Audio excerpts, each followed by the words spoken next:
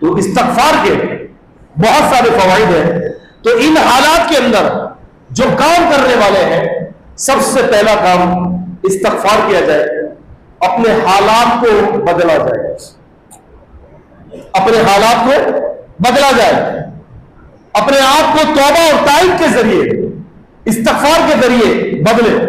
آپ کو یاد ہوگا جب بارشیں نہیں برستی، قحط سالی ہوتی ہے، تو جناب رسول اللہ صلی اللہ علیہ وسلم اپنے دور کے اندر جب بارش نہیں برسی تھی تو آپ میدانوں کی طرف رخ کرتے تھے اور چادر کو الٹا کرتے، چادر کو الٹا کر لیتے اور ایسے دعا مانگنے کی جگہ پر ایسے دعا مانگتے.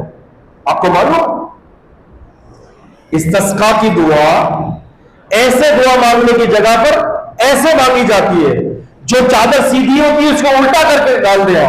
کیوں؟ سبب کیا ہے؟ سبب یہ ہے اللہ کو عملی طور پر یہ دکھانا ہے، اے اللہ تبارک و تعالی ہم نے اپنی حالت کو بدل دیا ہے. ایسے اللہ اب تو ایسے حالت بدل دی، چادر کو الٹا کر دیا، اللہ حالت بدل دی. اللہ بے سہارا ہے، اللہ کوئی سہارا نہیں ہے تیرے سوا، اللہ کوئی ماوا نہیں ہے تیرے سوا، کوئی پناہ دینے والا نہیں ہے تیرے سوا.